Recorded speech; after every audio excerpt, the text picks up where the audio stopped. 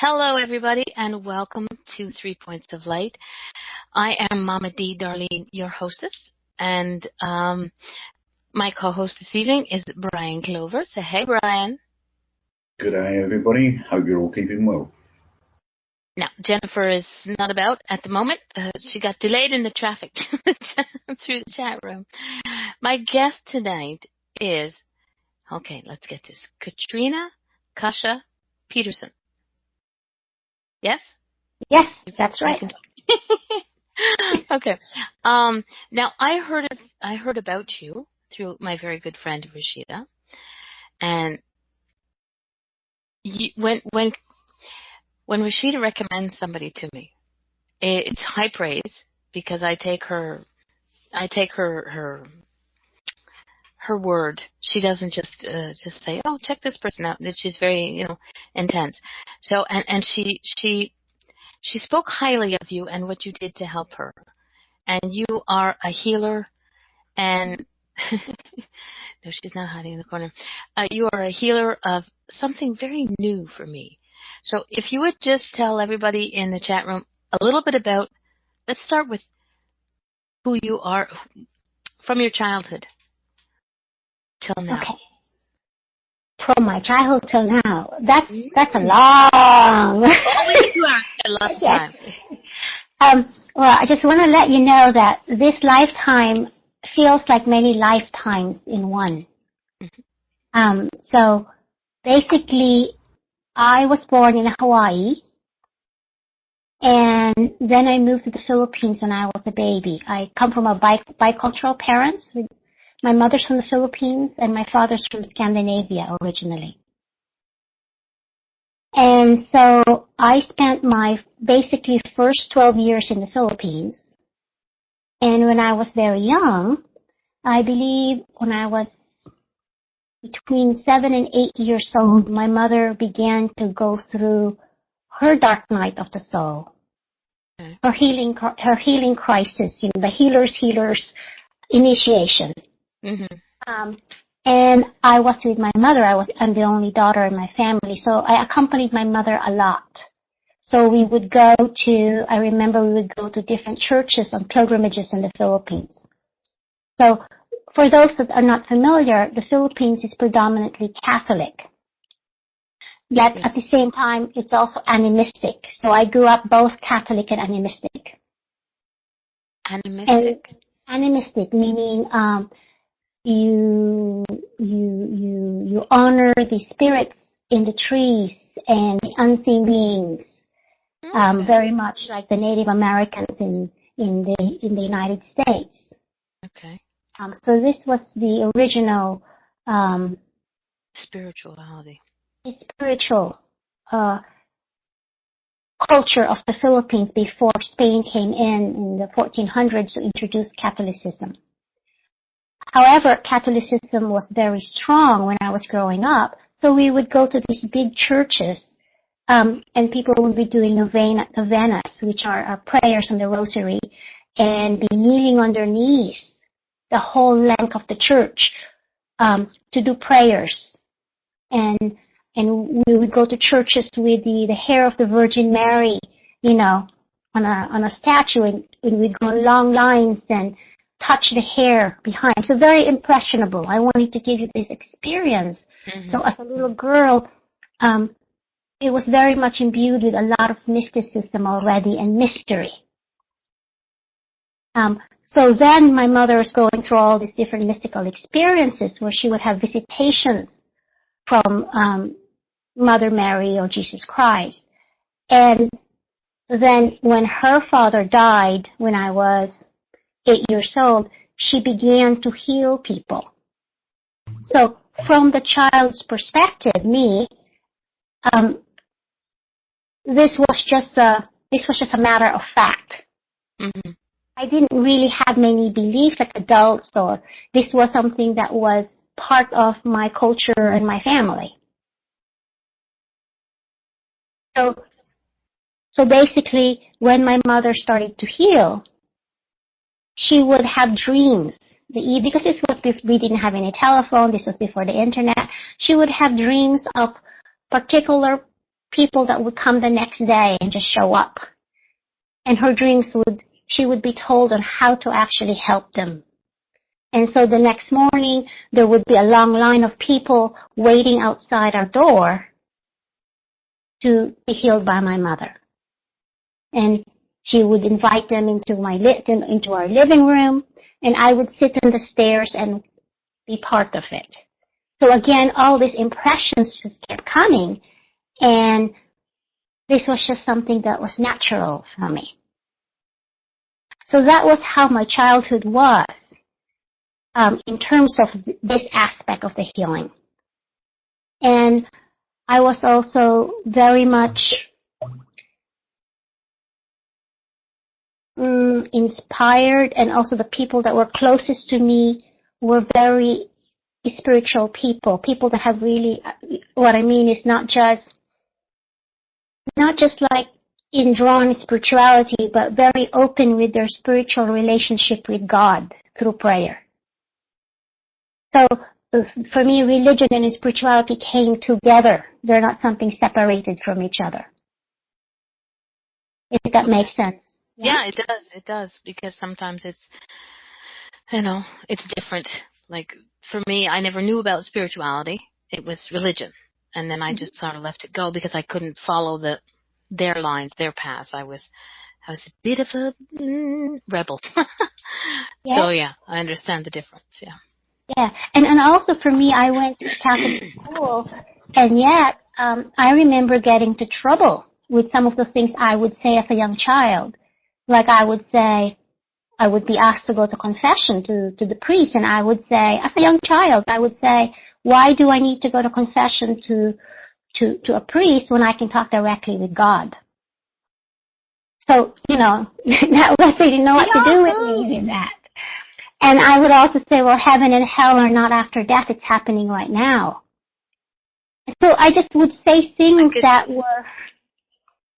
were what most people only thought of now, not what would come from a child.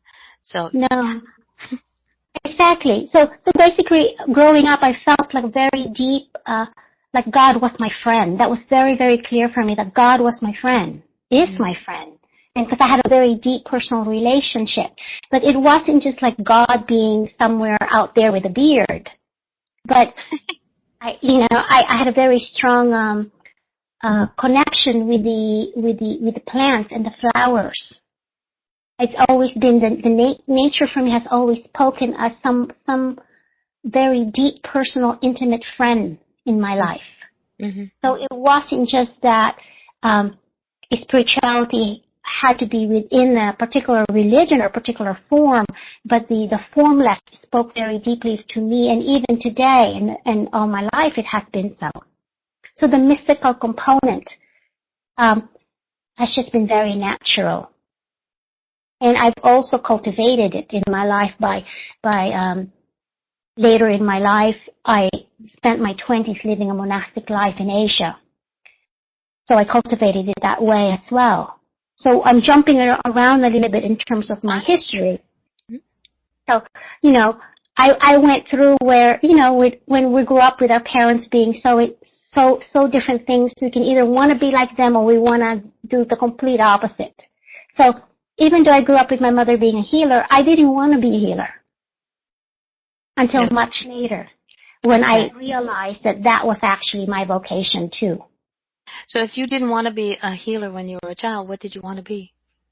Well, I remember I had a vision when I was a little child, that, which is really interesting. It just kept coming to me a lot, where I would be this lady that would come out of a waterfall, and then I would be sharing the knowledge I had from behind the waterfall to the people, the kids in the villages.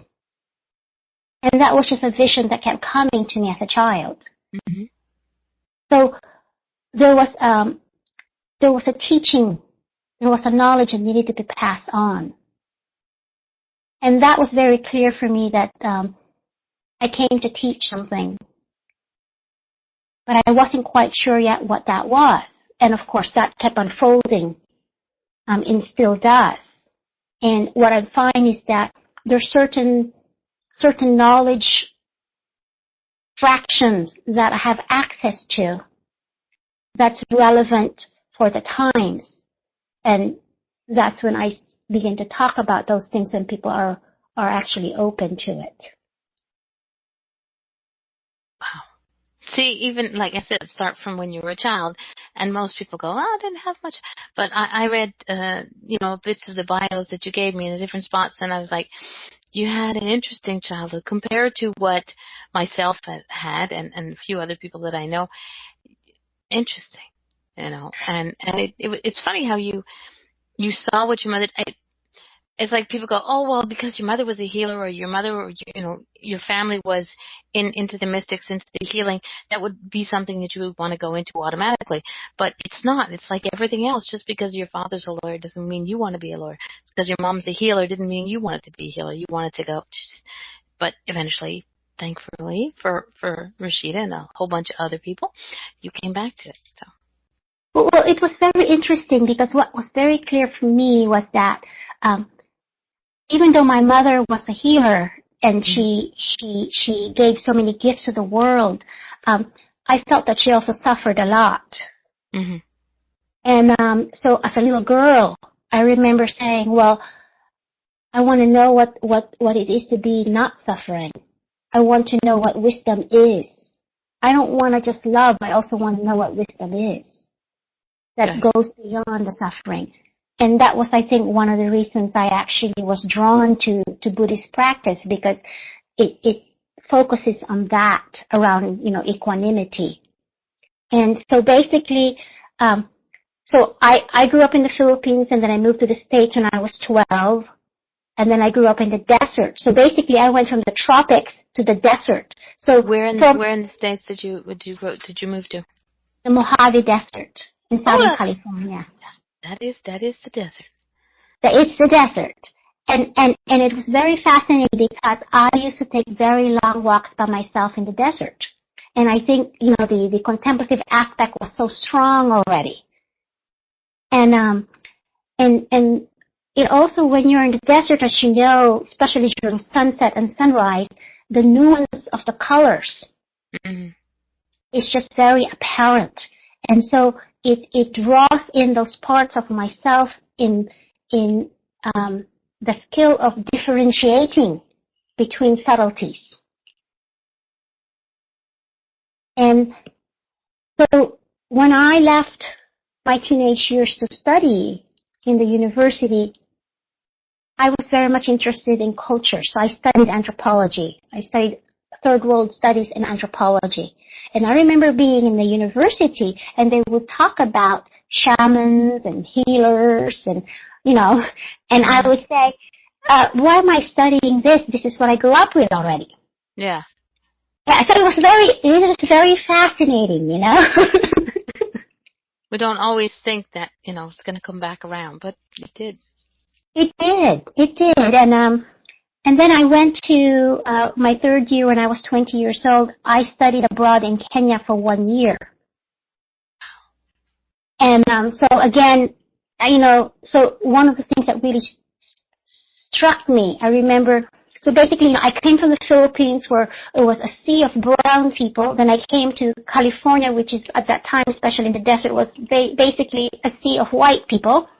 And then I went to Kenya. And I remember, coming out of the airport and arriving in Nairobi first thing in the morning and going, it was a sea of black people. And it was just these impressions, were so stark and remarkable. And what was remarkable about it was just that the impregnation of vision conditioning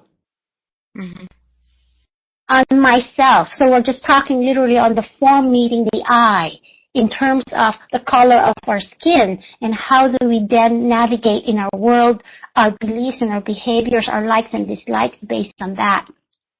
So I had a lot of very impressionistic experiences that were just very stark.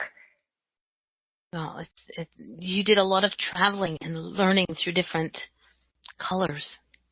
In so many ways, not just the colors that were out there in the auras and the sunrise and sunsets, but in the colors of people's skins, which to a lot of people makes a difference, but to a lot of other people it doesn't. But Mm-hmm. it does have some impact on sometimes on what we do and what we say. So yeah. Well, it was very fascinating for me, being in Kenya, in so many ways. For one thing, people were very much in their bodies, Okay. meaning people were really closer to the earth. When they move, they actually move. Their whole bodies move. Yeah? There's a dance. There's some action, literally, which is very different than in San Diego where I went to school. Even though people were laid back, there was not a laid back internal experience of self. Okay. And I could see this. So basically, one of my gifts is I can see systems. Yeah, I can see systems, whether in the different dimensions or systems within the culture or systems in terms of how we think. I see patterns. That's one of the things that I'm very good at. And so when I went to Kenya, I saw much more of that because I went to a place where I wasn't familiar with. And when I was there, because I was an anthropologist, I also studied with blacksmiths, which, as you know, throughout time, especially early on, blacksmiths are actually considered the magicians because they're able to turn earth into metal. It's alchemy. It's like the primal alchemy, That's interesting. Okay. Yeah. And you're working with the element of fire. Yeah. So all these different things were already coming in, yeah? Even when as a young Actually, a person. blacksmith works with all the elements, if you look at it that way.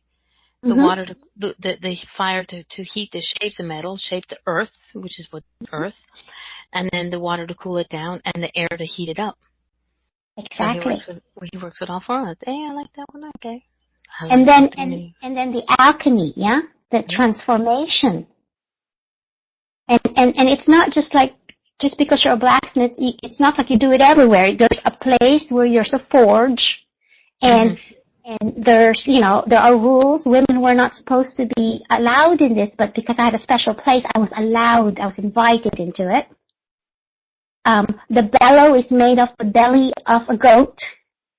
Wow. And I think these are really remarkable because they point to something that is alchemical in all of us. Yeah. So when I began to do healing later on, all these experiences previous to actually form me in the way I look at what does it mean to transform for a human being. What does it mean to transform with the allies of the unseen world, with the allies of the trees, the allies of the ancestors, the allies of the animals, the allies of the mineral world. And basically I incorporate all of this when I am seeing and working with human beings. But even when I'm working with animals, I also see that relationship with that, within them. So, go ahead. No, I just wanted to, because, there's a different segments, I wanted to kind of let that kind of sink in and just ask if you have any questions just from that perspective. And that's just up until I was 20. Yeah. You've got, as I said today, there's so many words whirling around in my mind that it just make me smile, and I can't. I'll come up with questions to everything that you've got. But if anybody in the chat room has a question, do me a favor, type it in caps so that I can pay attention. Not that I always do, but you know me, I do. And then when I was 21, my last year in college, I was supposed to go to graduate school, and I had already I'd been accepted into a PhD program in medical anthropology at UCLA. Mm-hmm. And I went to Calcutta to work with Mother Teresa, working with dying people. So this was when she was still alive. So I went to Calcutta, and it was such a massive existential meeting for me of just, there I was 21, up to that point I'd been taught I could do whatever I wanted to do in the world and change things. And there I was working with dying people, basically being in a big warehouse with women that were basically skeletons with skin on them. And one by one they were dying. And all I could do was drop little drops of water from a teaspoon so to keep the lubrication going in the mouth. And I was faced with death. And I could see when somebody was being called on the other side, because they started to look a little bit further away and there were other beings waiting, calling them. So, so things started to shift this way, and I started to ask myself, why am I going to go into the ivory tower of academia when my soul was telling me something else here? So that was 21 years old. So I didn't know what to do, because it was like I was given a silver platter for the rest of my life right here, and yet my whole being was saying, no, I don't want to go that way. Yet I don't know what the unknown was yet.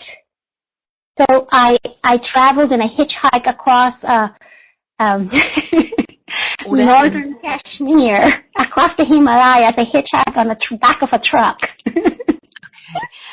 In the chat room, Scott says, I realize I'm not supposed to be asking ladies their ages, but how old are you? I am 40. I'll be 49 this year. She's still a baby. Or as Scott would say, bloody hell. I look younger than I am. And so I hitchhiked across on this lorry, and it was shaking, it was shaking. I can tell a whole adventurous story. Anyways, I met somebody here, and I said, I have this dilemma. My dilemma is, should I go to get this PhD, or should I go into the unknown? And then he said to me, and I met him just for this reason, Darlene. He said, don't look at it as a 21-year-old. Mm-hmm. Look at this decision as an 80-year-old woman looking back at her life. How would you like to have lived your life then? Makes sense. That's an interesting way of putting it. Yes. Ooh, I'm going to use that one. Yeah. It completely, my whole paradigm shifted. Yeah, because you're sitting there and as a 21-year-old, as a child, as far as I'm concerned, we sit there and we're just thinking, what can I do? What will I do? We're always focused on what will I be when I grow up? What career do I want to take? But like this you were said, look at it from the 80-year-old and think back, what do I want to be? How do I want to be remembered? How do I want to have lived my life type of thing? So yeah, I like that one. And I want to show you from my pencil here, because this is what I did, okay, as a 21-year-old. I look at let's say a pencil, and if this was to be 80 years old, equivalent to 80, 40 is only there. Yeah. And 20 is only there. That's a whole lot of life. Yes. That I didn't know at the time at all, and I was supposed to be making a decision based on this place on the pencil. So it was really a remarkable gift that I received. Yeah, exactly. At that moment. Eric Glynn in the chat room, he says, you never regret what you tried and failed. You just regret what you never tried to do. Yeah. So basically at that time, I let go of the appointment for the PhD, and I went basically into a meditation retreat. And it happened to be a Buddhist monastery. I didn't choose. I never read anything about Eastern philosophy before that. Okay. I just followed what my gut and my heart were telling me. And what country were you in? I'm lost on the go. No, that's okay. So basically, the first retreat I did was in Nepal. Okay. So it was a place just outside of Kathmandu, and I studied with a very old teacher, Tibetan teacher, that was one of the Kala Chakra teachers of the Dalai Lama. That was my first teacher. And so it truly is a wonderful experience, transcendental meditation. And I done it 40 years back. It's something that affected me for the rest of my life. Believe me, it's one of the most, well, touching things that you could ever take you down to such a level that you really know yourself inside. And it is beautiful. I really do think that I wish that I'd done something like it, Kathrina, you know, because it is a wonderful thing. Yeah, it was amazing. It was like literally for me, it felt like I came home the first time I meditated. Mm-hmm. I just came home and I just felt like that. I think that it's the depth of the meditation which, to me, it opens up so much more, because it takes you away from the normal daily consciousness, and you realise that there's so much more. But people just haven't got the patience to do it for themselves. They want to sort of skim across the surface. But as I say, the Buddhist and the Buddhist meditation, I was taught by a Buddhist monk in Adelaide here, and he was absolutely brilliant. I mean, I've seen him many, many times. I think he's passed on now, but he was a brilliant person. It really was. Well, it was really incredible. I remember Brian. One of the things, the way he brought an orange one time to the retreat, and he said, and this is really remarkable. I usually have a very good memory, especially back then, and I only remembered one word out of the entire month of all the lectures. Yeah, and the one word was kanda. So it's kanda in Sanskrit, and in Pali it's khanda. And it means, translation in English, it means aggregates. Okay? So composites are aggregates, heaps, yeah, little heaps. So he said, this orange is like you. Yeah, you are like this orange. So what is the orange? Is the orange the rind? Is it the peeling? Is it the juice? Is it the seed? What is the orange? So when you say who you are, what are you? Who are you? So basically, this is one of the basic tenets of Buddhism, is the aggregate. So we begin to look at ourselves in meditation and decipher the aggregates that compose us, what we consider to be I. Yes, Brian? Yes, definitely. And it made such an impression, a deep impression in me, like I really received it when he gave this information.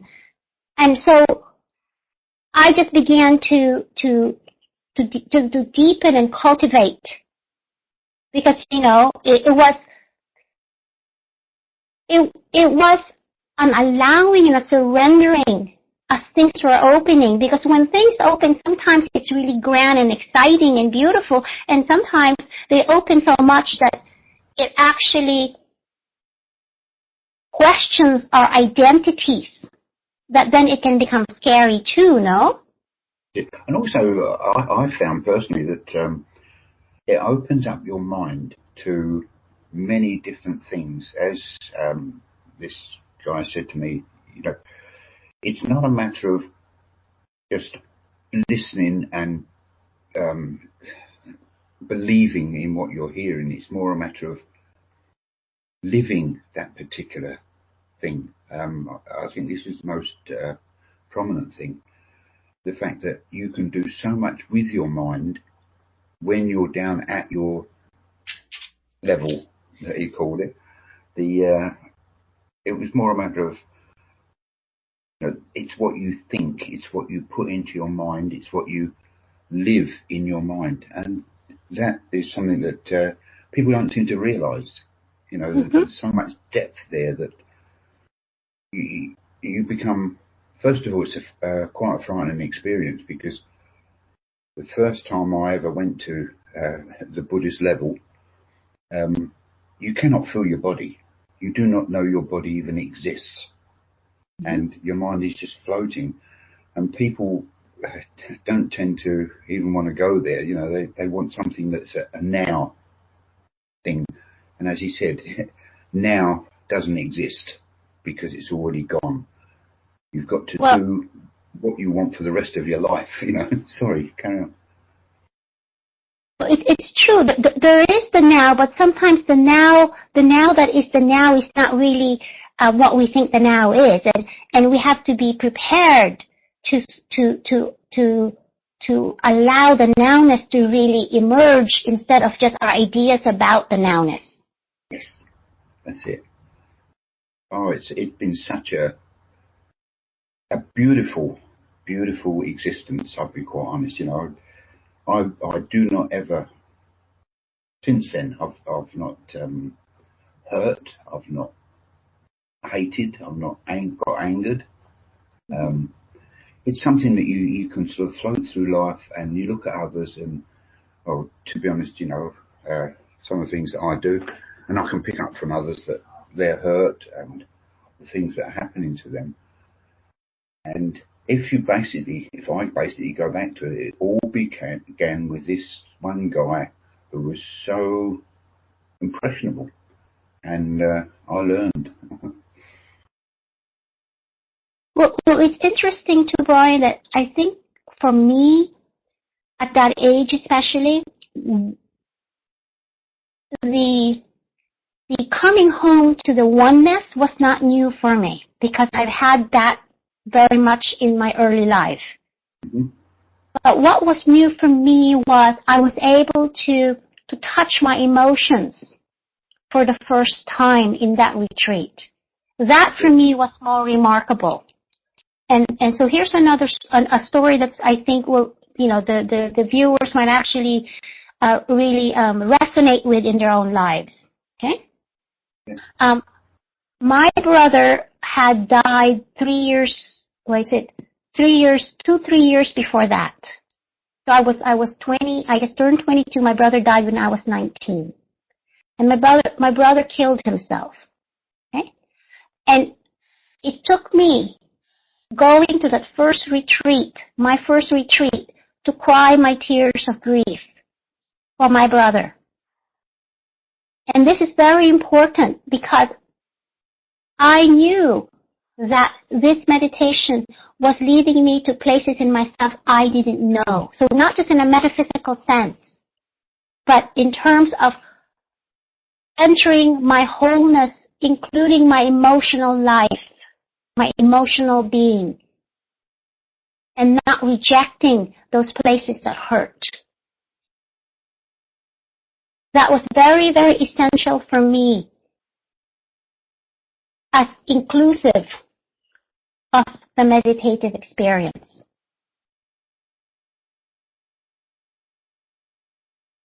Definitely, with so many thoughts. It's just beyond belief. The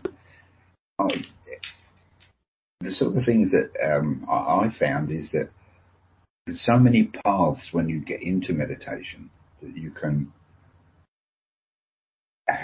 go to, you can use in your own mind. I found that I read a lot about meditation at the time, and one guy I think he came from Mexico. His name was Jose Silva, and he said a book on mind control, and that was the second thing in my life that really changed. Because when you get down to a depth in meditation, you can take your mind to anywhere that you want. And because since I sort of amalgamated the two, I found that all the belief systems that people put up, in other words, a piece of wood is so hard you've got to either cut it or break it and all the rest. You can't. You can actually travel inside that piece of wood. You can.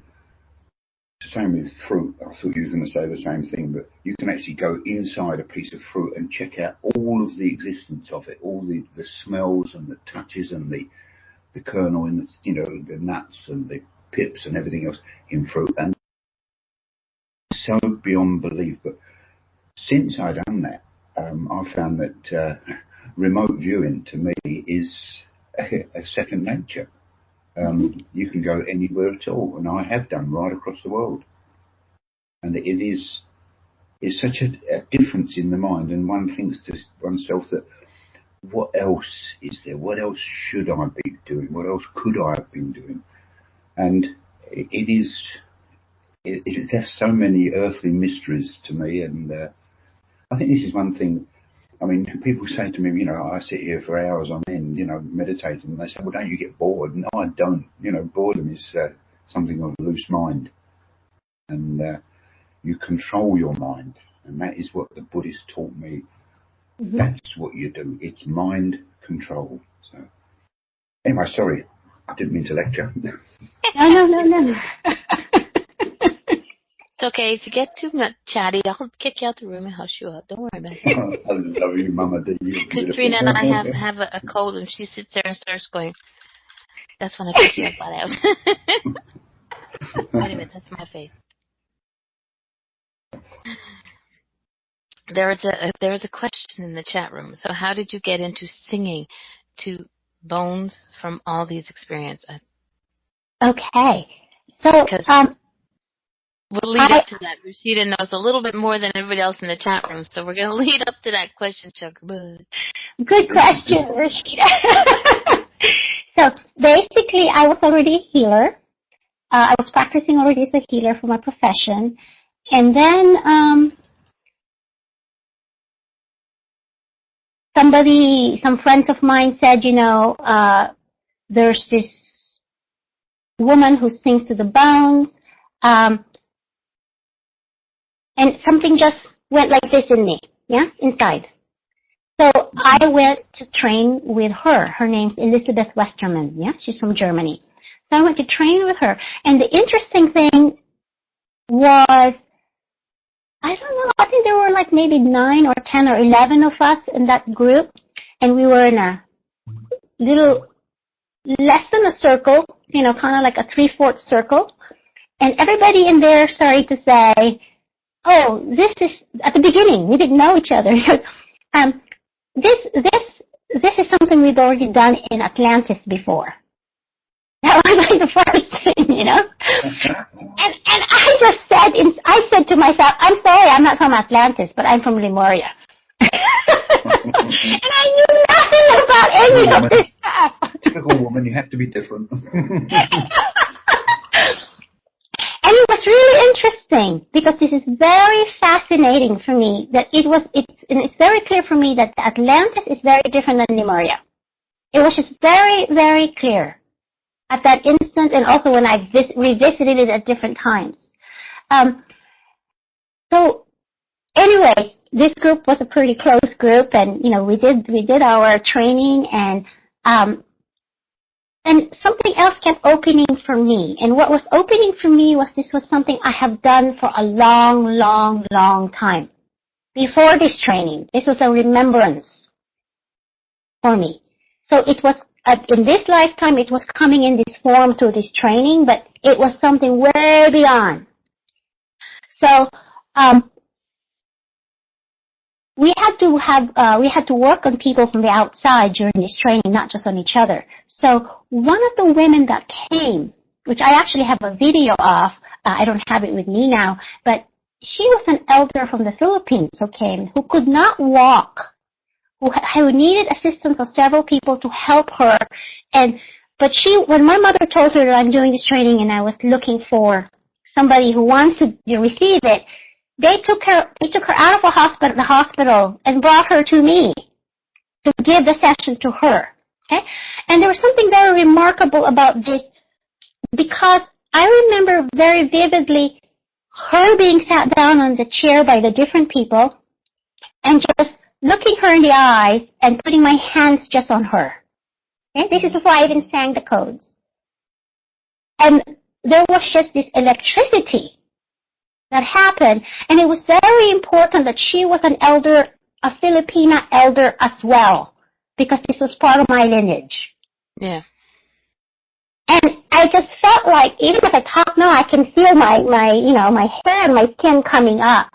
That this was not just healing the physical level, but there was something that was being healed in the lineage, in different dimensions here. And it was just so palpable for me. So even though it was being taught as a physical healing, it was never just that for me, the singing of the codes. And of course, since then, I've sang it not only to people, I've sang the codes to animals, I've sang it to the streams and the mountains. I've been called by different beings from different countries of the world to sing this to them. And of course, things have been opening since that. Different times in my lives, again, very long trajectory, one of my functions is the fulfillment of this commitment of continuing the songs of this happening. Yeah? I don't know how to explain beyond that, but there's just like, there's a sound that everything has a sound. If you go to Death Valley has its own sound. If you go to Machu Picchu has its own sound. And something happens within the cycles and the evolution of creation that even these beings in these mountains and rivers and crossroads need to have these sounds to help also for them to do what they need to do, just as they're giving back to us. So, does that make sense? Yes, it does. And Rashida in the chat room, she can explain what the feeling is. Now, just a quick question. You sing the notes, you sing the codes.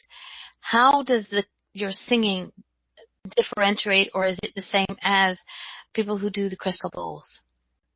It's quite different. Okay. And I can say that it's quite different in the sense that because I have had experience receiving crystal bowls, and the last year I went to Mount Shasta where they have these crystal rooms, and I was able to communicate with the crystal bowl. So basically, when the bowls were singing, the crystal bowls are not just the tones, but they're also the minerals. So the combination of different minerals with the tones together create a particular beings, because it's actually systems of beings rather than just one being. That was my experience with them. Because when the different bowls were singing, they were showing themselves differently in terms of different crystalline structures together, and they all look very different in terms of, if you were to think of like an atom and the electrons moving around them and forming different spherical shapes, that's kind of how they were showing themselves. And each one was quite different, and a different personality, heart vibration showing. Okay, so when I do the singing to a person, basically what I'm doing is I'm planting the seeds in their system to maximize and invite and for that system to recall itself into optimal healing of what it knows what to do. Okay. So it's going to be received by everybody very differently. So I bring the codes in, but what I've found is that I'm also invoking all the allies of that person, all my allies, the allies of the place they're residing in. So not just the Atlas balancing codes. So it's really a system. It's a huge system, yeah? Because I'm aware that it moves bones, and I will show you actually on my little skull here to clarify from the physical level what happens. But what happens really is that you're calling forth the network of community, the web of life, so to speak. So there's something about me, how I'm built that's being the conduit for these, but I'm not taking it just as me, because there's a real community here, seen and unseen, coming together. Okay? So from that level, it's alive, and also sometimes I do this with people that I'm seeing right here, so I'm touching them also at the same time with my hands. But I also do this long distance, so it doesn't matter if I'm not physically touching them because I can feel what's happening in their bodies. Yeah. And I feel that in my body as well as just energetically because I'm an energy healer. And things arise to consciousness. I can feel where there is flow and where there is not flow in their system. And depending on which way it's going, then I need to bring different codes to address that aspect. So sometimes the code can be simply addressing the physical, but sometimes it actually, a karmic obscuration is within particular vertebra that needs to be addressed to be transformed and liberated. So we're working at all the different aspects, and sometimes I'm working with people, I could really feel their heart is aching very much. Mm-hmm. Yeah, or sometimes visions will come of that's relevant to this person, or sometimes their ancestors would come very strongly because their ancestors are also asking for healing at that moment through them. Okay, so it's not like unilateral as just like the self is just this self and it ends at my skin. Mm-hmm. We really go into a whole incorporation and including of something much more than what is seen. So that's a general speaking about it. Now, from a physical perspective, I will just show you. This is the back of the skull. Yeah. So can everybody see this good? Because I can expand the picture. Hold on a second. It'll help if I. Okay, so everybody can see. Okay, good. So that's this. I'll go from here because it's the back of the neck, yeah? Mm-hmm. This one here is the atlas. That's the first cervical. That's the axis, second cervical, then third. Okay? So the first and the second look very different than the rest. Of the spine, yeah. Yeah. Of the spine. Very different formation. And the atlas is the master vertebra. So basically, for most people, it's off either this way or in this way. Yeah? Okay. So when it's off, even just by a few degrees, okay, so I'm going to go ahead and make it off. The rest of the spine will also be off, going down, yeah? Right. Even just a little bit. And when it's off, notice what happens, okay? Everything that's going inside, like cranial nerves, they all get sort of twisted around. The dura, everything going in is also getting some kind of impingement. They don't have enough room. Yeah. So that's from the inside. And from the outside, if these bones are slightly off, the muscles around them are also working and contracting 24/7 that they're not supposed to be doing that. Muscles are supposed to contract and expand. That's what their job is, yeah? Mm-hmm. But if they're always going like this, that means the neurons are working harder.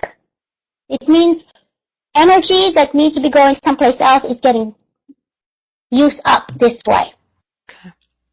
So on a physical level, this can cause a lot of problems. Neck pain, back pain, any along the spine. It can cause depression. It can cause headaches. It can cause a dizziness. It can cause ringing in the ears. You name it. Okay? People have come for different reasons. In all honesty, Kathrina, now, I've been the sewing machine mechanic, fitter, turner, toolmaker all of my life, from the day I was 15. Now, I've been virtually 50 years bending over repairing sewing machines. I mean, I've got a very, very bad posture. My shoulders sort of lean forward all the time, working over lathes and milling machines. You're still bent in that same position, you're bent forward. And yet it's given me no problems whatsoever. Mm-hmm. So I must have a really strong system to be able to handle all of it. And yet I can lay flat on my back on the floor with no problem at all. It's something I think that one does tend to forget about when you're when you're living your normal life. Mm-hmm. And I think that a lot of the things people tend to, it's their mindset. You know, my mindset has always been very, very focused. And there's one thing I had in mind all of the time, that was to supply enough money for my family and myself to live. And that consequently has driven me on all of the time. It's only really in the last 10 years that I've really come to the point of knowing myself, knowing what I needed. And believe me, that knowing is so important, it's unreal. Sorry to interrupt anyway. No. I think that, you know, first of all, I think it's wonderful that you have a strong constitution and that it has not affected you, you know, bending over your sewing machine physically. As for other people, it would have. Yeah? So I think it's wonderful that's been your experience, Brian.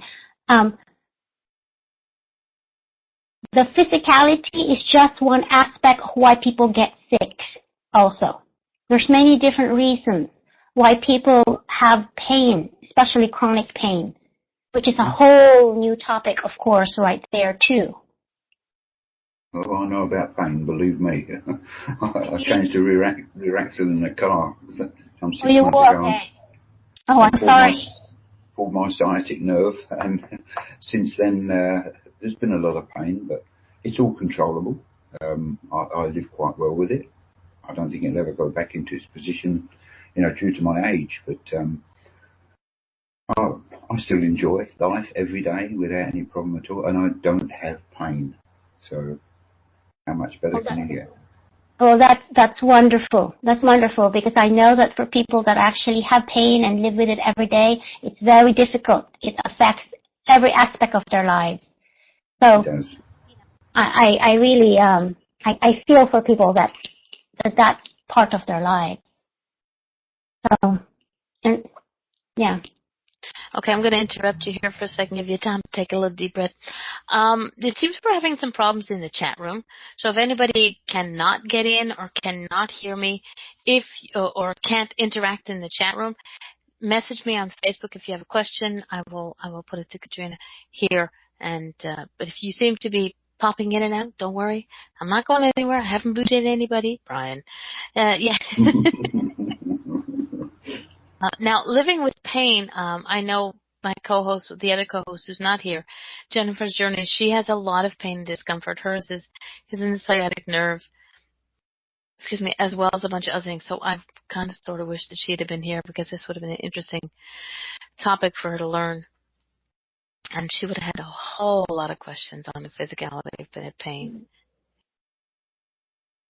You know, Darlene, I want to show you another thing here that might be useful, okay? So if this was the posture of a person, yeah? If this was the skeleton and the plumb line, yeah, the plumb line is straight like this. So basically what happens when somebody's in pain in some aspect of their spine, and contraction is happening over time. So let's say somebody starts to lean back, yeah? Yeah. You can see the whole system then has to compensate, yeah? Yeah. Mm-hmm. If the person is having some pain, let's say, in their sternum, around their heart, so they start to lean forward, they start to crouch their shoulders, and they start to bend forward to protect, and it begins to pull everything that way. Yeah. And if somebody is having a right hip problem, and they start to compensate, they start to lean more and more on the left. Mm-hmm. Okay? And basically, so that's on the physical. But what I find is some people that actually have had sexual abuse, you will find it in the hips and the lower back as well. Okay, even if they don't talk about it, there's a particular way the hips are held in when emotional issues are in there. Okay, some adults had hernia surgeries when they were babies or maybe 2 years old. It affects the development of their movement, that they feel it much later in life. Some babies, they have club feet, and some of the procedures that were done, I don't know now, but before was for the mother to untwist, to actually move the club feet, but forcefully. Yeah. And so some of these babies actually had a brace placed on them, Mhm. And so sometimes when I touch people, even if they don't tell me this, when I touch them, they start to remember the feeling of having this force. Mhm. So basically any kind of constriction that was placed upon the body to stop itself from movement. When we start to do some of this atlas balancing, the body going back to its natural way to move hits those places where it kind of constricts, Yeah. This is physical, this is energetic, this is emotional. We're having fun with the camera. Yes. Hey! Yo, Spirit, if Eric was still here, I'd say it would be Teddy, but we're having... Is that your light or is that a camera? No, I don't know. That's the camera. Everything else is okay here. Okay, so that's as I would say, that's Spirit coming through. Scott's having a seizure. Scott, close your eyes. I think we must have hit on something that is really relevant there, and Spirit is coming in and saying, this will be good luck. Actually, Rashida was saying that, that there's so much more that she'd like to tell us about. So perhaps we could have Rashida on. Rashida cannot turn on her microphone. I would love it if she could turn on her microphone, but she can't. But if she wants to type it in, which is very good. See, Rashida, even Spirit's telling, get your butt together, turn on the microphone. That's Rashida. Come on. Come on, baby girl. Okay, in the meantime, she was out. She's back. Okay, in the meantime, Scott has a question in the chat room. That's Scott from the UK, Scott, not Marine Scott. Kathrina, is it just better diagnosis, or is there a serious increase in neuropathic illnesses like fibromyalgia, MS, ME, and etc.? Why do you think it is so? I don't know if it's just better diagnosis alone. I think that there's a lot of syndromes, and I really want to make the distinction between diagnosis and a syndrome, Mm-hmm. A syndrome actually is many different kinds of symptoms together, and sometimes doctors don't really know where to place something at.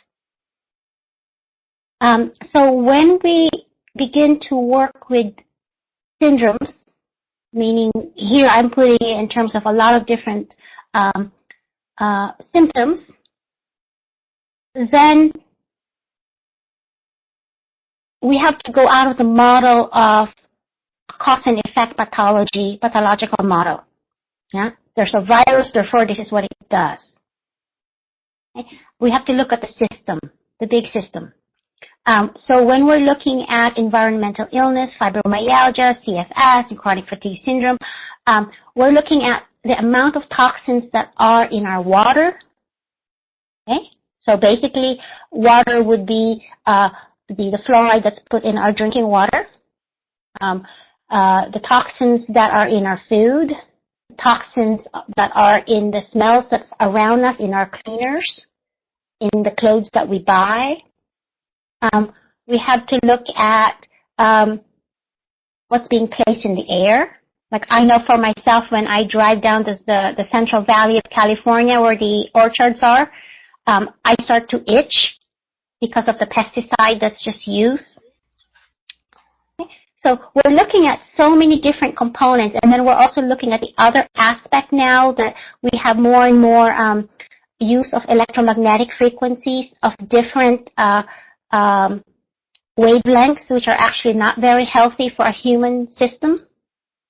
So we're looking at compounded things that affect the system that we are part of, that may cause, especially for people that have a different constitution, may create some of these diagnoses that we are finding that you mentioned right here. So when we're looking at addressing a treatment or a cure, we have to look also for it to be lasting and actually much more in depth. We have to look what causes this have. So we have to look at the kinds of vaccinations we're getting. We have to look at the mercury that's used in the vaccinations to preserve the vaccinations, whether that's really okay or not. I mean, I can go on in so many different directions, but I just want to say that we need to address the whole system for the health of the whole system. We can't isolate it. That's the allopathic model. It's an isolation. And what I'm really finding in my work is it's not like that. I hope that actually answers the question. And if you have any more questions, please type it in so I could clarify. Good. I'm sorry, I'm distracted, but I'm not distracted. I'm trying to get Rashida to come in through Skype so she can talk. Okay, great. Yeah. So basically, what we're finding here, I'm doing a lot of research. One of the things I do is also research different components, because I'm also trying to understand from not just from a metaphysical point of view, not just from an unseen dimensional point of view, but also the things that we as human beings actually do to our environment that actually cause and affect our health and our wellness here. Yeah. Okay.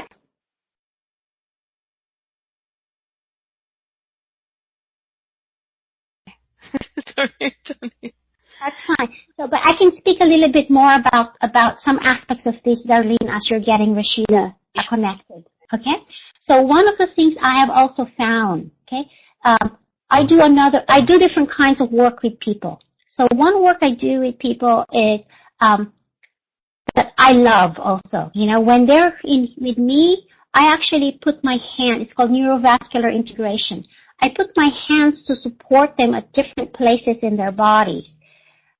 And what I find is that by doing this, I'm able to tap into some of the nonverbal attachment that happens neurologically between baby and mother, and how the nervous system of that particular being got wired in the first place.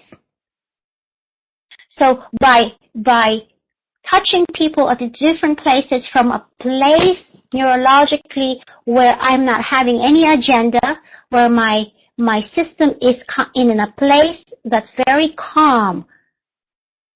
Because again, we're connected. Yeah, we have skins, yet really we're like hooking into each other. That's, I don't mean just in the merging sense, but because we're part of one system, we are able to, by touching somebody that way,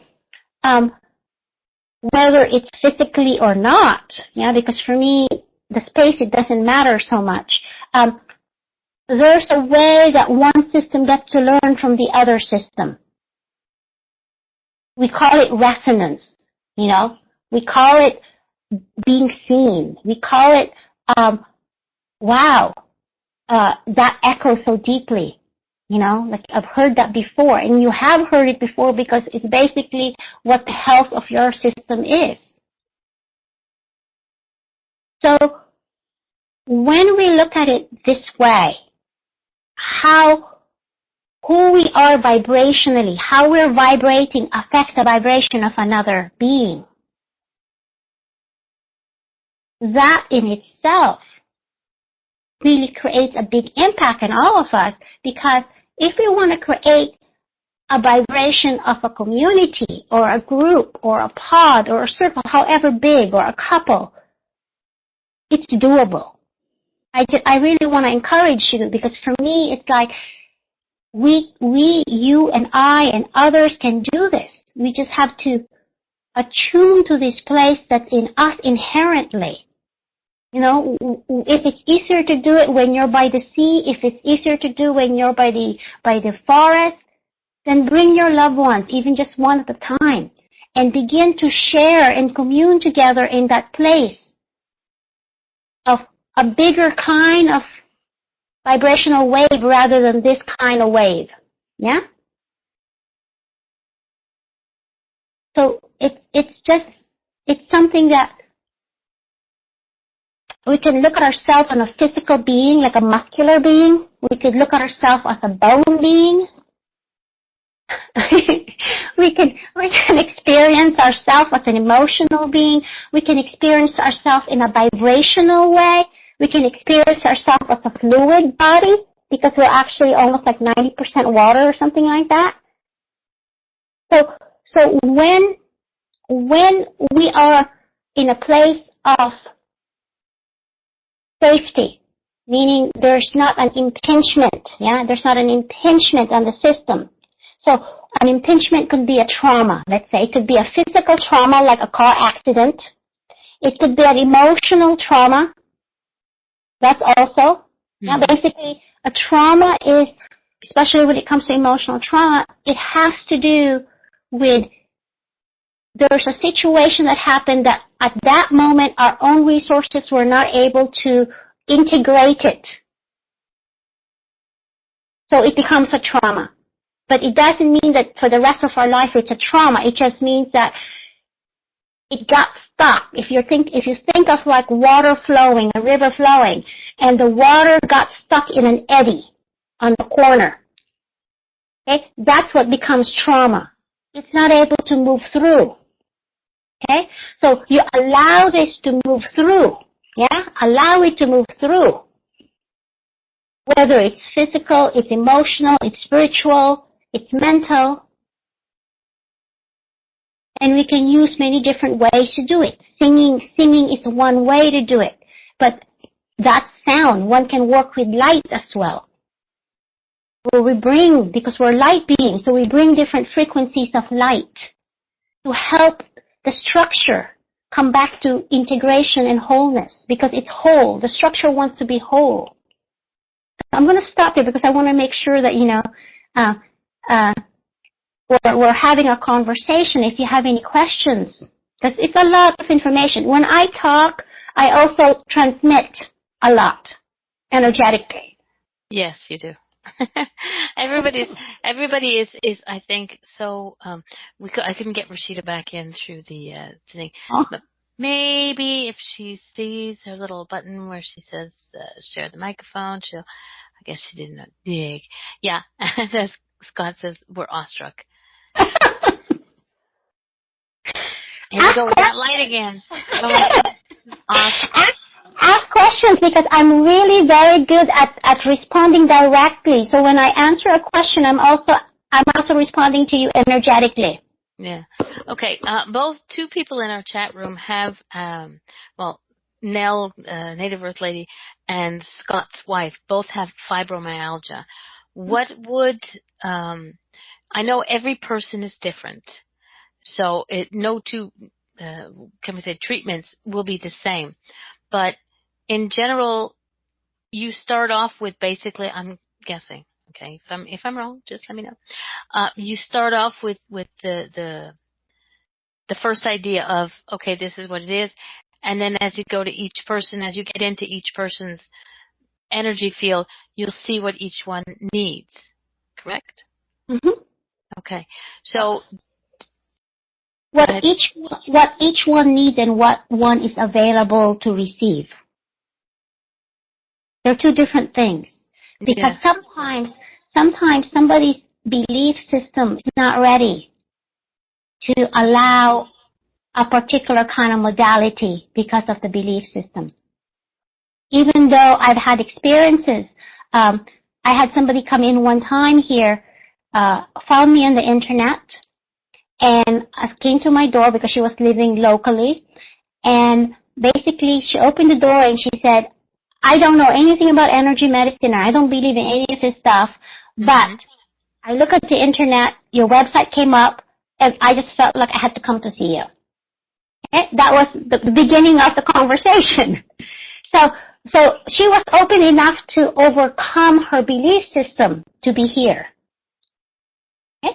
And I asked her, well, what did you type in for you to come to see me then? I'm curious.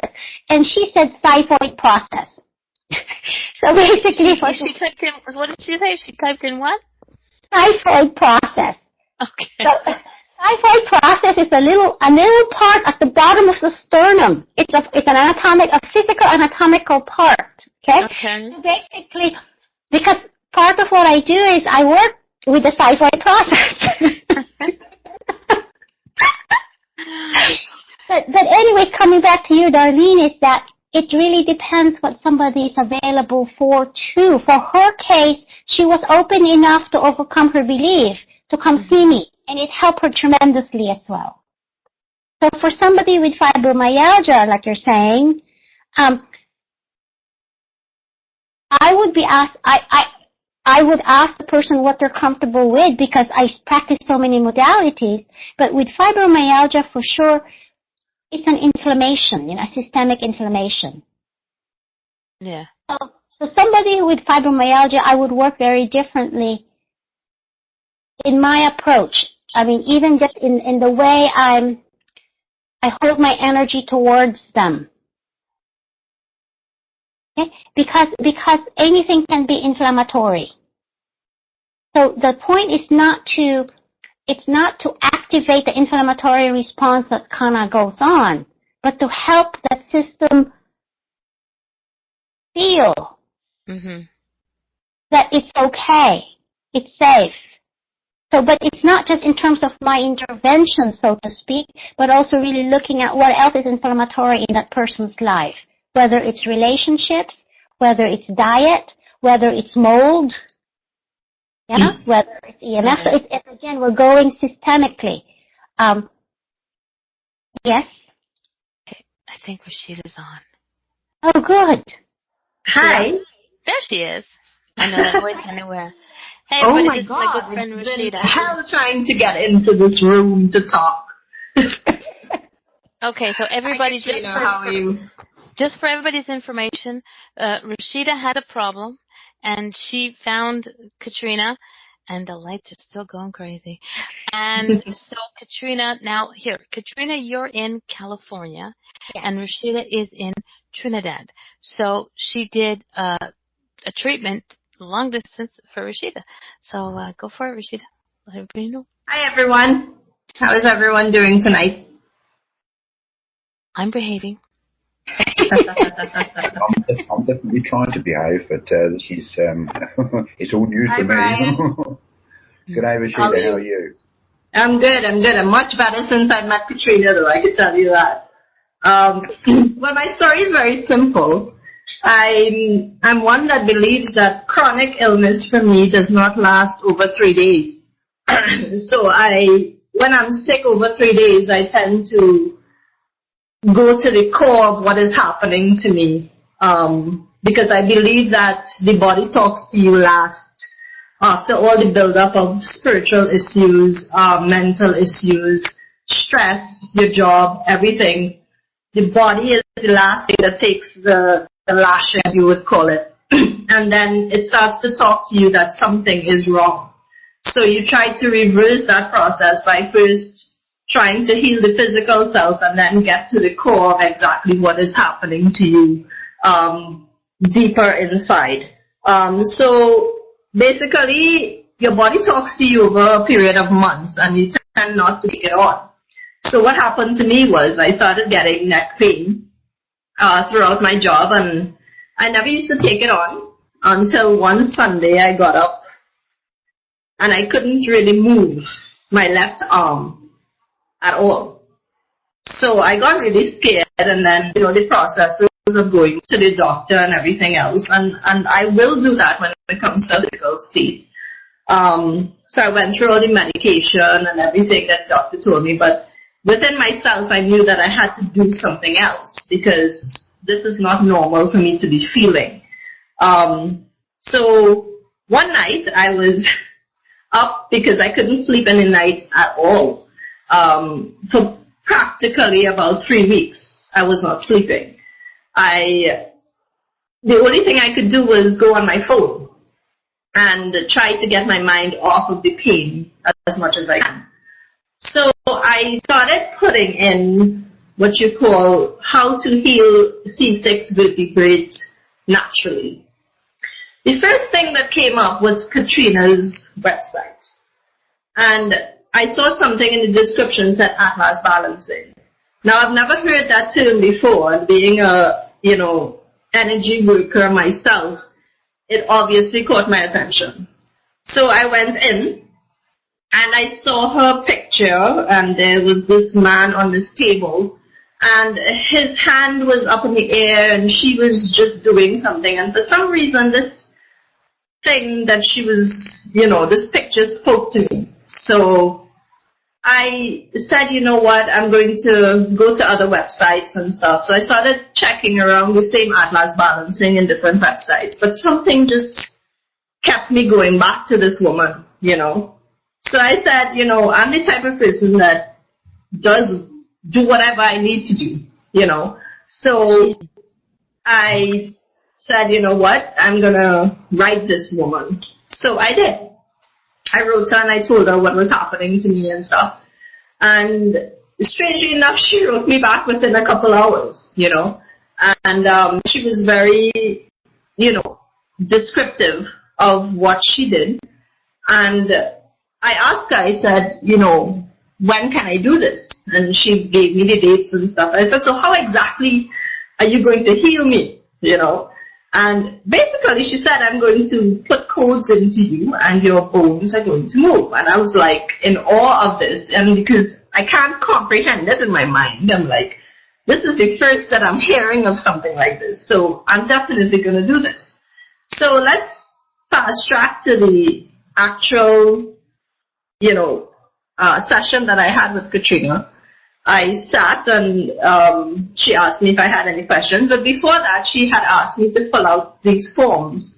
That was very detailed. It had, childhood trauma. It had accidents. It had everything that she basically needed to know about me. I even sent her my x-rays and stuff so she could take a look at, But something in me said it made sense that if my atlas was twisted, then everything down my spine would be twisted, And then going to massage therapists and stuff, one of the first things they told me was, you need alignment, because my shoulder, one was lower than the other. And my face was not like straight, it was a little bit twisted. And every massage therapist that I went to, they would tell me, they said, hey, you need an alignment, you need an alignment. So it kind of made sense for me. So getting back to the session, she started singing the codes and I just closed my eyes and I opened my mind to what she was doing. And she reached to C6, where I had the actual problem. And I felt this spasm, like a pain spasm. And I said, okay, well, that's something that I felt before. Now, remember, my head can't turn to the left, it can't turn to the right, it can't look up, it can't look down. When she reached to C7, she said to me, you have permission to move. So I'm like, okay, what does that mean? So she said, well, whatever it is you want to do. You could drink water, you could just make sure that you're hearing me if you want to get up, whatever. So I said, okay, no problem. So I closed back my eyes and she started singing again. And my head basically started to make what you call the infinity sign. And that's the best way I could describe it, like an 8. I no longer had a stiff neck. And I am in total awe because I'm not even taking her on anymore what she's singing because my head is moving. And I cannot believe that even though the pain was still there in my shoulder, down my left arm, my head was free. And she did mention after that this is just the beginning, that things will start to happen, so don't freak out. And between that time to now, I am still going through changes. I am still going through, because that night I still recall being on my bed and my hands will start to be like it was swimming, like if you're in an actual pool and your hand was going like that. And I realized my body knew exactly what it needed to do. Exactly what she said is what started to happen. And up to now, I have been going through a lot of healing crises. One day I would get up very drained, the other I would have these flu-like symptoms. And I'm just basically being gentle with myself, but there is absolutely no pain. And when I'm in the office, everybody says, why are you sitting so straight? And I'm like, well, I cannot slouch for some reason. My bones just cannot go back to where it used to be. So now I can tell you that when I sit in a chair or when I stand up, I feel taller than how I used to be. When I sit in a car, when I sit on my chair, my bones is totally different to how it used to be. So I'm in awe of this woman, and I will recommend this woman at any point in time to anyone who has any kind of pains, be it lower back. But you do have to open your mind to this, and you do have to listen to your body, because there's so many times that you just don't listen. There are times where I love ice cream, and I will eat ice cream every other day, and then your body will be saying, come on, Rushika, come on, no, not so much. And then you don't take it on. And then months after, your body gets into such an illness that you tend to cut those things off because, you want to be healed. And we do have to make a decision that you have to listen to what your body is telling you to do. Because it has this innate ability to speak to you, and we just don't listen. And now that I do, I think I respect my body. And what she has taught me is more to respect myself, and not to overdo things, and not to put things into your body that is going to harm you. I mean, everything in moderation, right? But when we start to not listen is where problems arise, So that is my story, and I hope you all enjoyed it. We did. And so good night, everybody, and you. Yeah. I'll just mute you, and we'll bring you back on. Just don't hang up, woman. Okay, I won't. I got you. Hello. You're welcome, Christy. Okay, I've muted Rashida. Thanks, Rashida. She can unmute herself. She just hasn't figured out how yet. Don't you wish you could do that, Scott? Okay, sorry, I had a moment. People have been popping in and out, and I'm still guessing we're having. You're right. We're having issues with the chat room. Raven, Jeff, good night. Thank you for coming. Catch the rest of this in the archives. This will definitely be, I probably think, my most listened to archive show, because I'm going to be sharing the hoo-ha out of it. Thank you, Rashida. Go ahead, Thank you, Jeff. Rashida, for your input. It was really interesting. I've found all my life it's what you believe, and that's 90% of healing. Mm. Sorry, carry on. Okay. In the chat room, Christy Who asked, I have lower back challenges like spinal stenosis and herniated disc.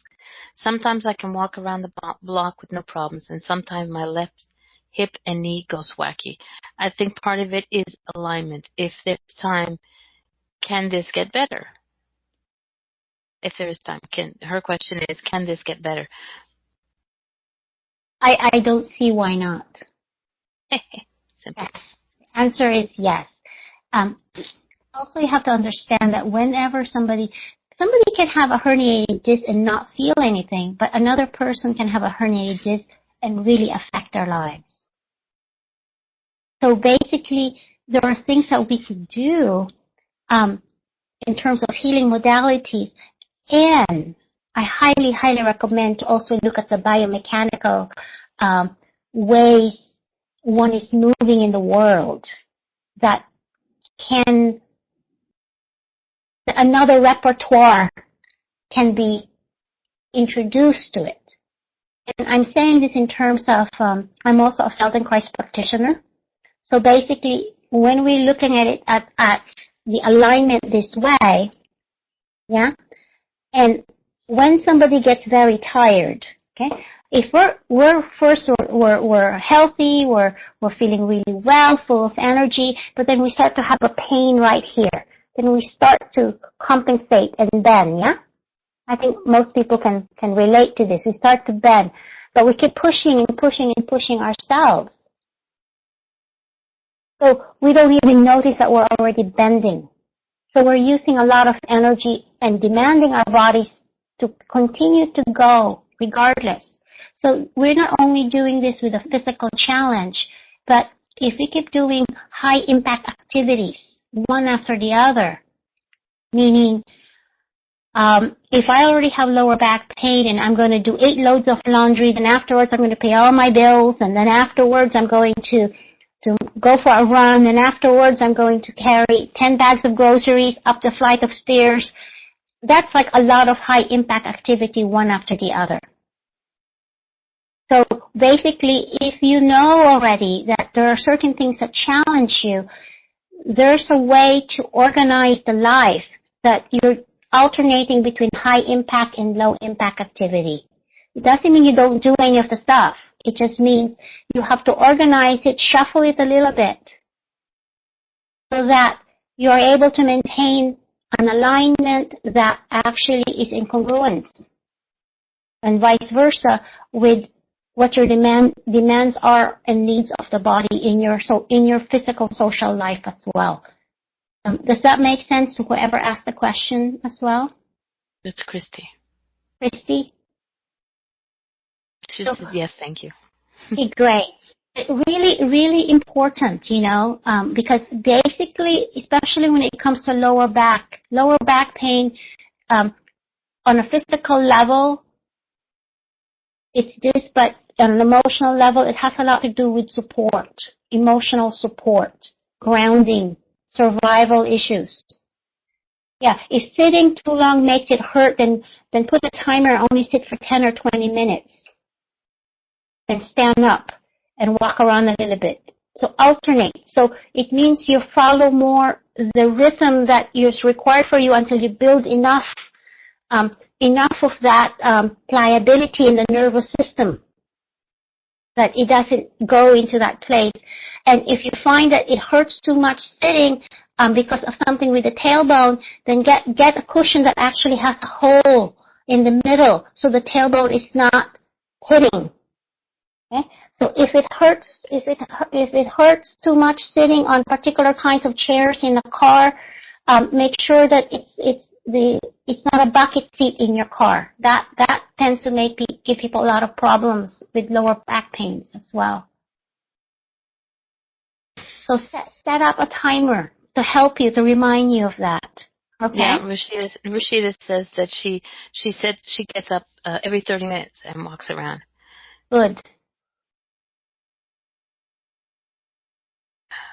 Guest in the chat room, I would love to know who you are other than just a guest.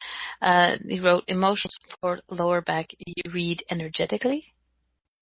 Yes, I read energetically, but I also, one of the things I tell people I work with is I'm not a fortune teller. So it's very important. I'm able to pick things up energetically, but what happens is when I actually... You're the words to say on that one. Is this the first time this ever happened to you? This type of blinking, this is the first time it's happened in this type of setting, yes. So, but basically, when people, the reason I always ask people to speak up, because when you speak up and you say something, that part of your structure, energetic structure, lights up, and then I can actually begin to interact with that part. So, just because I can work energetically with people, I have to have permission from the rest of your structure that they want to be worked with. Just because your mind says you want to be worked with, the part of the energetic structure might not be ready. So when you start speaking about it this way, they light up, all the anatomical parts.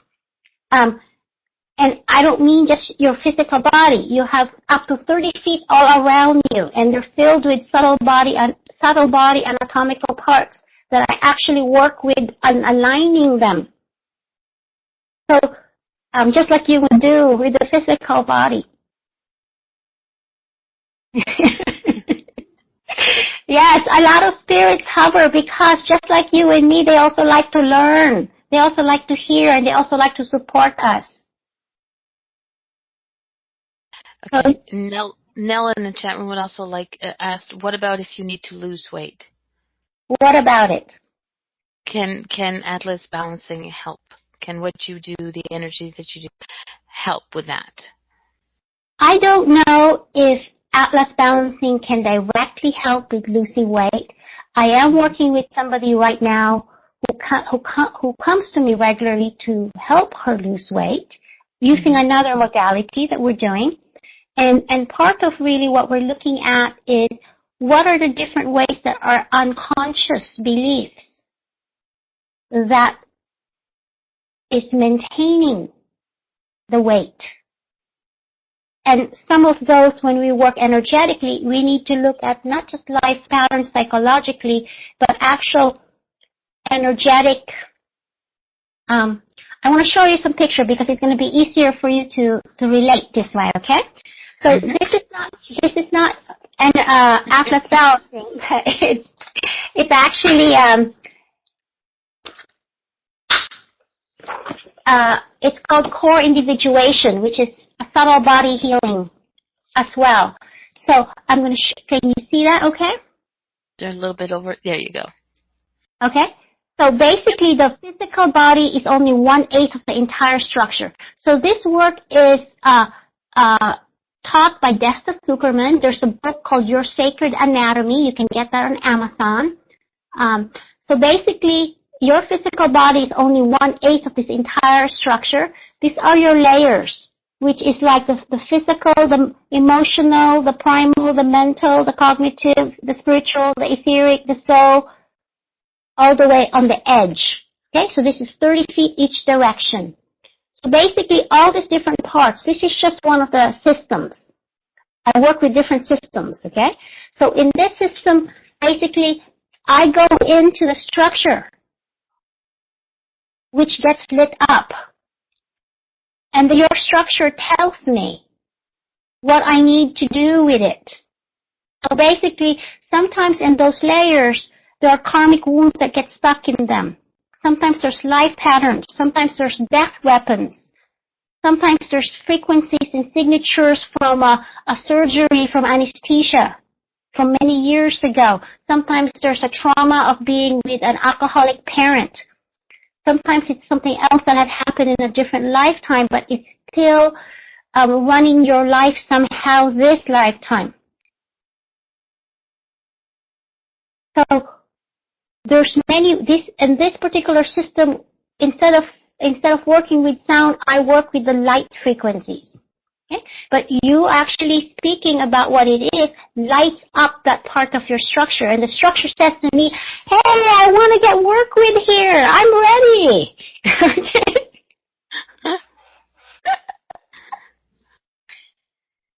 Yes?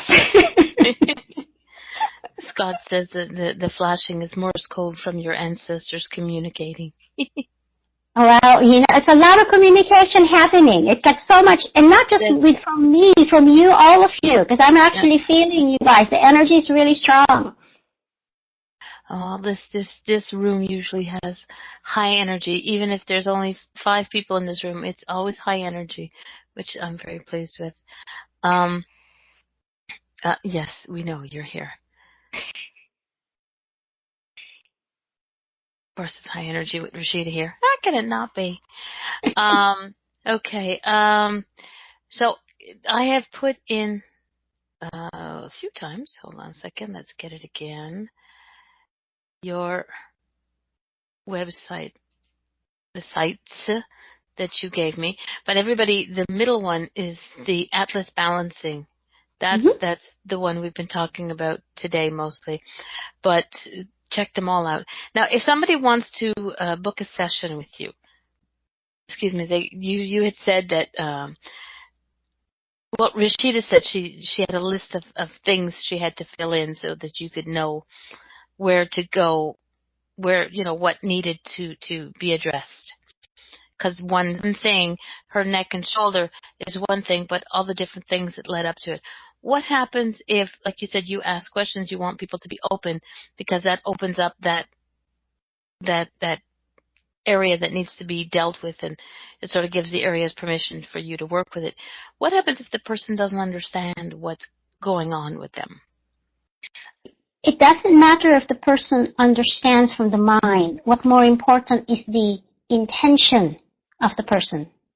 And so one of the things I always ask people is, what would they like? What is their intention? And make it wide and deep, because me and along with all the other beings around, are responding to their intention. And the intention usually comes from the heart. It's not just mine, you know? And that's very important. Okay. And Scott Marine in the chat room says, will healing work even if there is any doubts? Yes. Remember the doubts? Remember all the layers? The mental layer is just one layer of who you are. And doubts reside in the mental layer.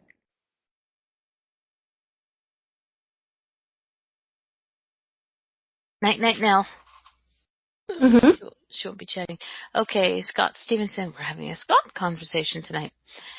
And there's an author I like the idea is Louise Hayes. She believes the body expresses various mental and emotional problems in quite specific areas. Further to what Rashida said, for example, if a person feels unsupported, especially with finances, etc., it's not dealt with, the body shows the pain in the lower back. Is there a question, or is there asking for confirmation? I think he's asking for a confirmation. Do you feel that, I'm guessing, it's like, do you feel that, like, emotional, I might have to say yes, but emotional issues are also come out in physical issues? Yes, they do. Basically, it goes, as we know, that the physical body it's congealed energy at the densest form. Yeah? So okay. Pathology starts already on the other layers before it manifests on the physical. Mm-hmm. So, because if you are to really look at emotion, to actually feel emotion, yeah? Not just cognitively, but to feel emotion, it's a sensation. And what often happens for most people is that there is the sensation, the emotion, the energy in motion, and most people are not skilled or don't want to or do not know how to or are overpowered and overwhelmed. So what happens is they stop the energy in motion. Stop the energy in motion, yeah? Mm-hmm. Yeah, energy in motion stop. And then there's certain parts of the body where there's more of a tendency. There's a relational, yeah? But it's not true for everybody, where that everybody who has a lower back pain has the same issues. So I just want to say, I don't want to make a very big general statement that, because there's also differences, but definitely emotion is not different than the physical. There's a connection. There's always some form of link to it. There is, yes. Scott says thank you. Guest in the chat room says, my hands go numb, ... Reason? I'm wanting to use my hands for healing. It's time. Is it time? I think you need to have a conversation with your hands. Have a dialogue and ask, what does it have to reveal to you in terms of numbness? And then listen to it. So a dialogue means free listening, yeah? It's going to give you information. And ask why and how. Okay? I just found out who the guest is, and so she gets that. She's open to that one, yes. Yeah.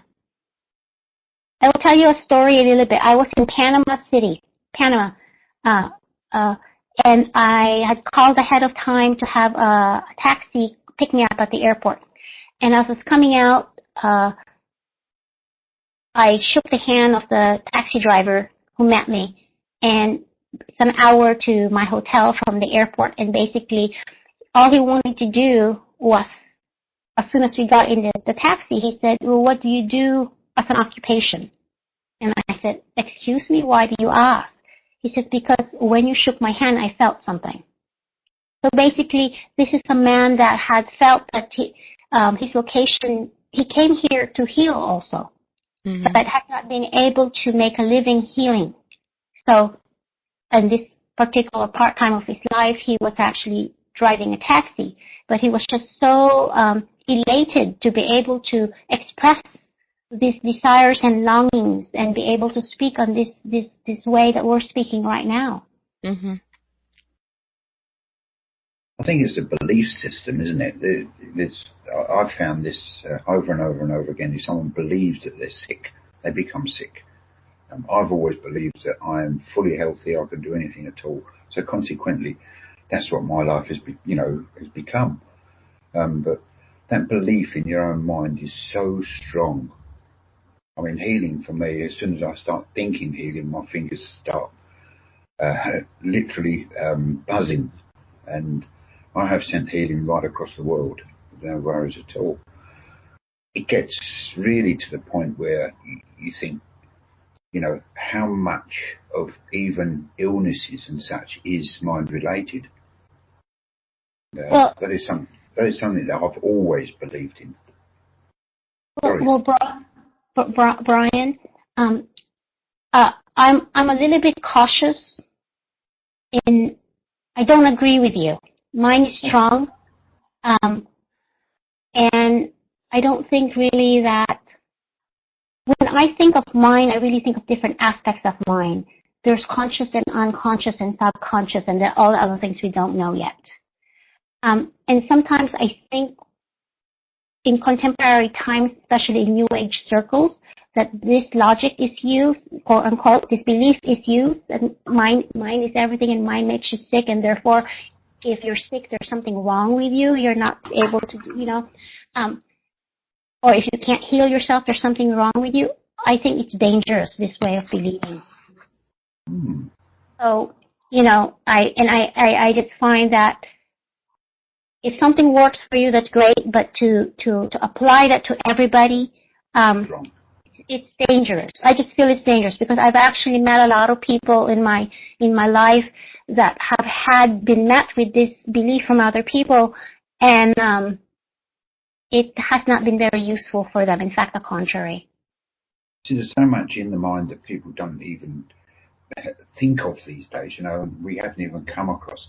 One thing I did find with me some years ago, I haven't done it for a long, long time now, but I used to be able to ring these electronic doorbells just with my mind. I could think about it and click, they'd ring. And I went for a job interview, and whilst waiting in their anteroom, there was a bell there to bring in the next person, because it must have been on the same frequency as mine at home, and I was ringing their bell continually on and off, and I thought, well, if I can do that, what else can the mind do? There's so much more that we haven't even touched on. People don't even realise that it's there. And as I say, I could well be wrong, Kathrina, because who knows? All these books are written, but who really knows? Well, we don't know, and also I just want to remind everybody that there's a lot of sages that died of cancer. And sages that actually know their mind very well, have a very strong sense of spirituality, really strong, but died of cancer. So we don't know what the mystery is. We don't know how our life path actually express itself. But I just find that when people begin to equate, it's my fault that I'm sick, or it's my fault that I'm not getting healed, or it's my fault that I'm in pain, and the community are saying that in the name of spirituality or, mind body, I I have to put my foot down because I don't think it's actually, it's accurate. You know, we don't know. We don't really know. Change my way of thinking there after what you just said, and that is very, very apparent. So I do appreciate that. Thank you, Kathrina. You're welcome, Brian. I find that, some people have very strong constitutions. I knew a man who was walking in the Himalayas in his 90s. For like 3 weeks. I also know some people that are much younger and just don't have a strong constitution and have struggled, whether a physical illness or a mental illness. I run a group right now, facilitate a group every week for people that's what we discuss. We actually discuss how it affects people. So I work with people on so many different spectrums of what it means to be a human being. With severe neurological disorders, with developmental disorders, that I am humbled, in my life to really go, wow, there's so many different expressions of a life of a human being. It's just, again and again, I'm just like, wow, what is that? It brings up all the metaphysical existential things of like, what does it mean? What does it mean? I teach meditation, Buddhist meditation in the San Quentin State Prison right now. And I ask myself, one of the things is like, wow, how did the soul of this person decide that they're going to be in San Quentin prison to be able to explore their spirituality and their evolution, So I'm humbled because I actually, I get to meet all these kinds of people with different experiences and accompany them in their journey. It's beautiful. In the chat room, our guest, Renee, says, I don't use pain as an excuse. My body feels it and I embrace it with my strength. Wonderful. Wonderful. And in regards when you said there were many sages that have passed from cancer, Reiki and Rashida in the chat room said that her Reiki teacher died from cancer. So yeah, diseases. Everybody's got to die with something. Yeah, diseases on many levels. Physical diseases, mental diseases, emotional disease can affect anybody and everybody differently and or slightly the same, but it's not. It's, Yeah. And sorry, go ahead. No, go ahead. I was just going to add, Darlene, that, I've worked with animals and sometimes I see with older animals that also have cancer, who also have similar diseases that human beings do, chronic pain, ataxia, everything like that. And sometimes when I actually help them with the passing into the next life, I see their wings, the wings of the dogs, bound up because they tried to really be of service to their human holders, but it was binding up their own wings and causing illness to them. Yeah. So there's just so many different levels of like, animals, humans. So it's not just the humans in terms of the belief. Yeah. Oh. We have so much to learn. Yep. And I think we're really close to the end of the time, and but we're going to go a little bit over because you sharing so much information, and I think I could have you back on 3 more times, and we could fill up each show, no problem. Yes, definitely. Yeah, Scott in the chat room, as a person who does healing, I beat myself up when I can't fix my own wife, yet tell everyone how good healing is. Tonight has been helpful with that. Thank you. You're so welcome. You're so welcome. I think you're a person beyond. I'll be quite honest. You have really put yourself into life, and that is a beautiful, beautiful thing. And I really do appreciate you coming on. Oh, thank you. I'm so happy to share. Believe me, it's just, there's so much. And I'm so appreciative, Darlene, that you just, contacted me. I'm so happy. No. Everybody that's come, and asked your questions. Yeah, and Brian, it's wonderful to have these dialogues. Oh, I think it's terrific. I'm just overawed. Yeah. Well, we're gonna cut it here for tonight. I would also ask though that you be willing to come back. Yes, I would love to. I would love to. Yes. We will figure it out, see what your schedule is like, and we'll talk. And no, we're not talking to you, Rashida. But if anybody wants to get a hold of you, let's just give I'm going to give the main site, but The Marin Mindful Body would be the best. Okay, so that's that one there. And basically, what I do is I send an intake form to people when they make an appointment, and you fill out whatever is comfortable for you.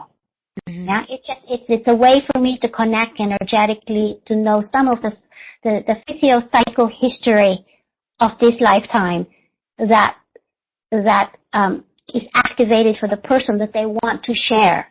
Okay. Because not everybody wants to share that. Okay. Yeah, and sometimes people may not remember. That's right. Some of the questions, and until you actually put a question in front of you. Like I personally cannot remember my childhood unless something is brought up that sort of like somebody asks a question, or my sister or somebody in my family will mention something, then they'll be like, oh, okay, I remember that part, you know. Yeah. So, and but it's important if you fell on your head or you fell on your tailbone. Those are like important things to say. Never fell on my head. I can remember back when I was a baby in arms, to be honest, and I can actually relate to things that, as I say, we lived with my grandparents, and I was still a baby in arms, and I can remember being taken down the back garden and put into the air raid shelter at the bottom, and I can remember the shape and the nuts and bolts that were in there, and the bed, everything. And well, they said you couldn't have been more than about 6 months old, because that was when the war was on in London and we were being, bombed the hell out of. And I can still remember the barrage balloons going over the top. Everything about it is so clear and vivid. And yet, wow.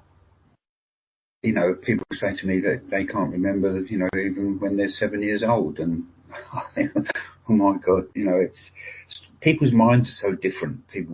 We have so much to learn, and I think that it is just beyond belief what we don't know. Mm-hmm. And it will go on, but I shall keep trying to find out until the day I pop cross over and haunt me. Shoot. That's okay. true for all of us. I'm gonna say goodnight, and I'm gonna stop the recording. But thank you, everybody in the chat room who stayed, and those who thought I'd already clicked off. I love you all very much. Brian, whatever the heck your name is, thanks for hanging tight. Kathrina, I love you dearly, and you will be back. Yes. Thank you so much. Much love. Good night, Brian. Good night. God bless. Bye.